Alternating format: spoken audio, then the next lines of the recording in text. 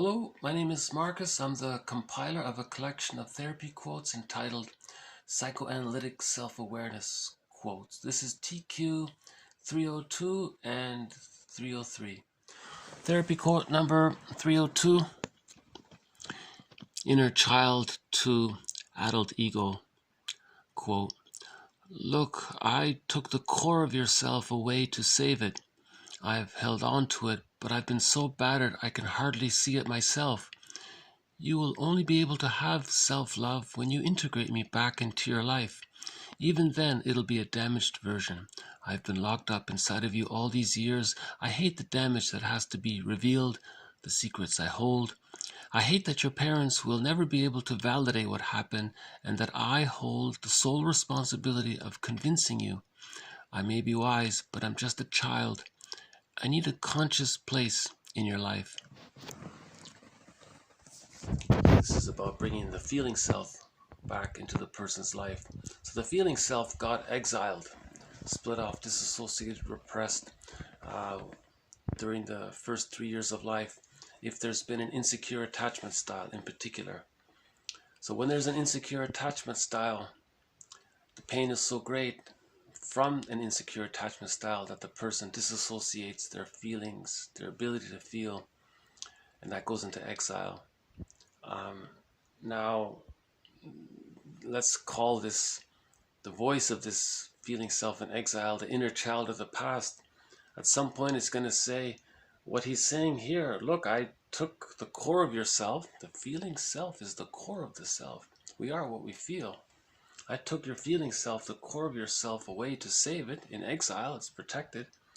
And he's held on to it for so long. Maybe this is midlife now. And he can hardly recognize it. It's so, your feelings are so kind of distant, I guess. If you want, now you're in midlife, if you want to be happy in midlife, you got to start to integrate, bring me and the feeling self back into your life. Welcome us back into your life. Even when you do, your feeling self, it'll be unclear to you what you're feeling still, but at least you'll start to feel more. And, please recognize, the inner child is saying, that I've been locked up inside of you all of these years. And he hates all those painful memories that have to come up. And here's one interesting thing the inner child says. The inner child says, I hate that your parents will never be able to validate what happened and that I hold the sole responsibility of convincing you. So the inner child is doing all the work to the person, trying to convince the person that he exists.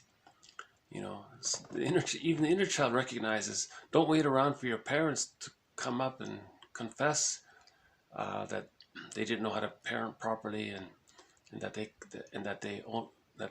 they were only able to offer an insecure attachment style.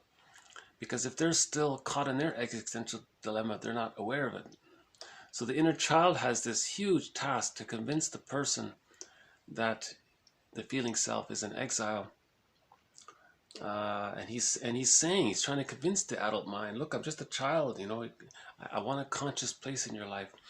So this quote is very similar to Karen Horney when she said in the previous video about the stranger, getting to know the stranger. One author called it the skeleton. Robert Bly called it the bag, the shadow. When we're a child, we put our feeling self into a bag, and then we carry this bag like a shadow. And then in midlife, we try to get it back out. Right. So this is about integrating the splits. And we do this through forgiveness, and the feelings come up. But the idea is to begin to get in touch with your feelings again, because we are what we feel. The core of ourself is the feeling self, right? And this has been called suffering. This process has been called suffering in ancient Greece. TQ 303, that we must suffer into truth. We cannot sleep, and drop by drop at the heart, the pain of pain remembered comes again, and we resist. So it's painful to bring the feeling self back, and he's calling this, it's like you're suffering to feel this. and we resist. So it's hard work to do it, you know. And because splitting precludes mourning. When there's an insecure attachment style, that's the split. The feeling self is disassociated, and the psychic umbilical cord is attached to the rejecting representation of the mother that caused the feeling self to be disassociated. So it's painful to let go of that, to decathect from the rejecting aspect of the mother, the object representation of the mother. And that's hard because we're wired to bond. We need to connect, right? So there's that hard work. And Aeschylus, this 303 is from Aeschylus. You know, he's the one that said wisdom is suffering. Wisdom comes from suffering. He means wisdom comes from bringing the feeling self back to the self. Just like in the previous clip, in an earlier video, Poseidon says to Odysseus, now you're going to suffer. You've been the bantam rooster for so long. You've ignored your feeling self. And Poseidon is the personification of the unconscious. That's the inner child, really, you know. Same thing, same idea, same motif, same psychological pattern. So Poseidon says to Odysseus, you're going to suffer now, meaning you're going to feel what's been denied, what you've been denying for so long, you know. And, you know, Aeschylus, there will be a future video about referencing Aeschylus. He's the guy that wrote the play Orestes, the Orestia, the 3 parts. There's a character called Orestia, and one person makes an interesting point. She says, what would have happened if psychoanalysis began with the myth of Orestia? Orestia is the guy that separated from his mother. He confronted the mother, separated from her, and then there was this big courtroom drama, and Athena, the goddess, sided with Orestia. Yes, the son is allowed to have his autonomous life, separate from the psychic autonomous life, to have his access to his real self. He's allowed to have that. So even they recognized that the child is meant to separate from the mother psychically. So one author asked a very good question. What would have happened if psychoanalysis began there, with the boy confronting the mother, with the boy taking the key out from the pillow? Already, that's where we start, with the boy's struggle to separate from the mother. Instead, what we have is the mother just engulfing the son. That could have been like a pre-start. Like, that's already known already. Why are we starting there? We know that already. We should start with how the boy separates from the mother. So Aeschylus wrote a play about the boy separating from the mother called Orestia. And the Furies, you know, that's the mother's rage at the boy separating, which is really her separation anxiety, because the mother used the son as a surrogate parent for her. So she felt a lot of separation anxiety when the son separated, and then the Furies came, you know, and then we integrated the Furies. That's part of the feeling self. So the Furies, I think, became like advisors or something later on or something. Anyways, that'll be for a future video. Okay, I'll just do a quick zip through here. So the inner child of the past, or the skeleton, or the stranger within, says to the adult ego, hey, I took the core, your feeling self, away to save it. It's in exile. I've held onto it, but I've been so battered I can hardly see it myself. You will only be able to have self-love, self-connection, when you self-embodiment, when you integrate me back into your life. Even then, it'll be a damaged version. I've been locked up inside of you all these years, maybe 40 years. I hate the damage that has to be revealed, the secrets I hold. I hate that your parents will never be able to validate what happened, and that I hold the sole responsibility of convincing you. You see, the feeling self. You see, that's interesting. That's an interesting point. So already there's this unconscious guilt there. He feels responsible.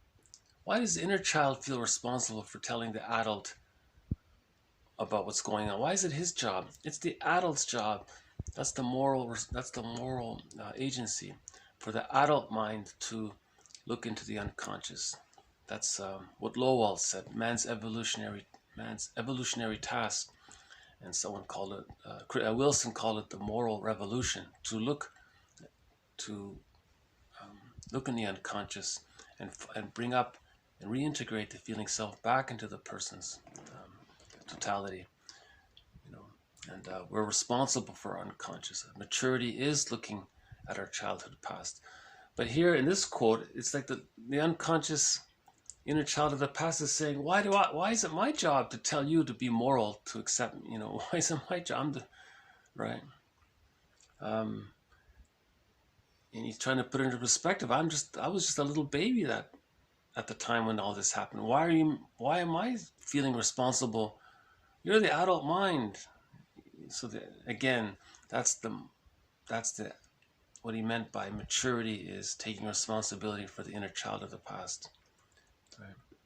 And 303, that we must suffer into truth. We cannot sleep, and drop by drop at the heart, the pain of pain remembered comes again, and we resist. So again, this is the idea that as the feeling self comes up, we're going to resist. We're going to run to the fridge and binge eat because we can't quite. Okay, but what does the adult do? He might have to, instead of opening the fridge door, he'll pick up the phone and call his friend and talk about how he's feeling unloved and why he was reaching for the food, for the cookies. The friend is supportive. So the adult is responsible for healing himself. Right?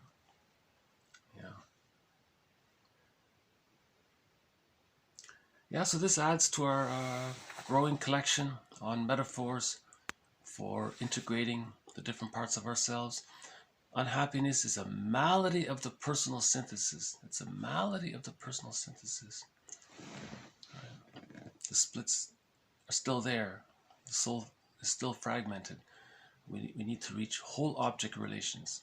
The image of the other as a whole person, and that corresponds to that relates to self-reparation. Reparation of the other, forgiveness of the other, leads to self-forgiveness. Right? And then that leads to the capacities of the real self. Right? Splitting precludes mourning. So if you're not in mourning, you're in complicated grief, aggravated grief, prolonged grief, chronic grief, nostalgia, pathological nostalgia, all that's. And then stress adds onto the stress, and then as one person said in your previous video, they become a curmudgeon, because that's a splitting. They didn't look inward to heal the splits, right?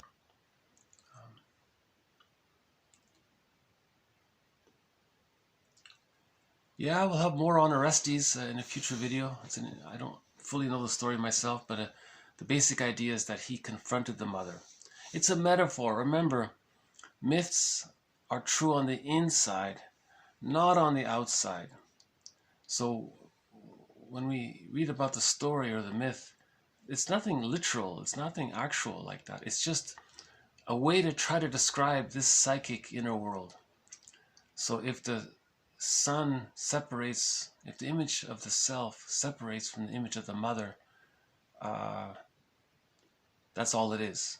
Whatever the story is showing, it's trying to depict how the image of the self is united it's blended out from the image of the mother. There's the separation there between self and other, and the other is a whole object, and the self is a whole object, and so on.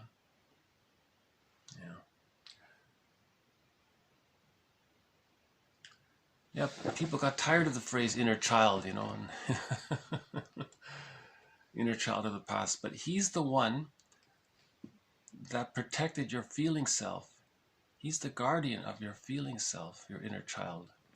So we have to thank him and welcome him back. Give him the best seat, treat him as an honored guest. And we are what we feel. So to feel embodied, to feel real, we feel embodied. Remember what Wilson said, it's disembodied discourse that gets us into complications. All right? Okay, So I guess I'll just leave it here. So thank you very much. This has been TQ 302 and 303. More to follow. Thank you. Bye for now.